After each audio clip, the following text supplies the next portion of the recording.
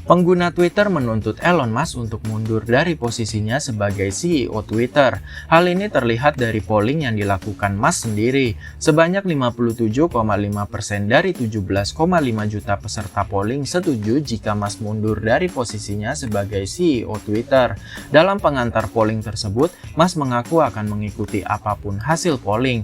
Akan tetapi, belum jelas seberapa serius Musk akan mengikuti hasil polling tersebut. Jika dirunut, Musk melakukan tweet tersebut setelah menyaksikan final Piala Dunia di Qatar. Timestamp tweet mengindikasikan polling dibuat sekitar pukul 2 dini hari waktu Qatar. Bisa jadi, Musk mengirim tweet ini tanpa memperhitungkan konsekuensi yang terjadi. Baru 2 bulan menjadi CEO Twitter, Elon Musk memang terus mengundang kontroversi, mulai dari memecat sebagian besar karyawan Twitter, mengenakan biaya berlangganan, sampai menonaktifkan akun Twitter yang terlalu keras mengkritik dirinya. Dengan segala kontroversinya itu, bisa jadi Musk jadi capek dan akhirnya memutuskan mundur dari Twitter.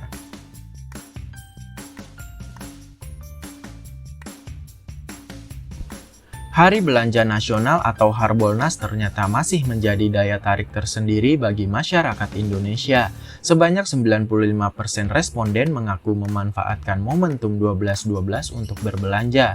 Fakta itu terkuak dari hasil riset Snapcart Indonesia terhadap 1.000 responden dengan rentang usia 20-35 tahun. Riset dilakukan selama 3 bulan dengan responden yang tersebar di berbagai area di Indonesia. Ada beberapa alasan utama mengapa responden menggunakan momentum Harbolnas untuk melakukan belanja.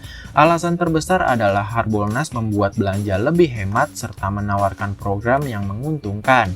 Alasan lain adalah mendapatkan barang yang menarik dan memenuhi kebutuhan akhir tahun. Untuk berbelanja di Harbolnas, responden paling banyak memilih Shopee, disusul Tokopedia dan Lazada.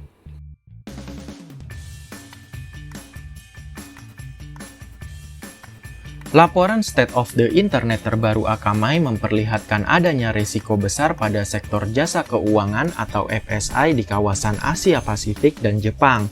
Dalam laporan tersebut, terungkap bahwa serangan cyber terhadap aplikasi web dan API di kawasan ini meningkat pesat sebesar 449% dari angka 50 juta di tahun 2021 menjadi 240 juta di tahun 2022 ini.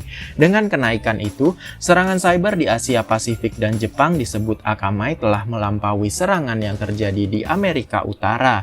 Tren peningkatan dalam kecepatan dan kompleksitas serangan ini tak lepas dari jumlah serangan yang memang meningkat dan beralihnya para penjahat cyber ke teknik-teknik yang lebih canggih. Laporan itu juga mencatat bahwa sekitar 80% penyerang cyber mengarahkan serangan kepada nasabah jasa keuangan dalam rangka mencoba menemukan jalur resistensi terlemah untuk mendapat keuntungan finansial.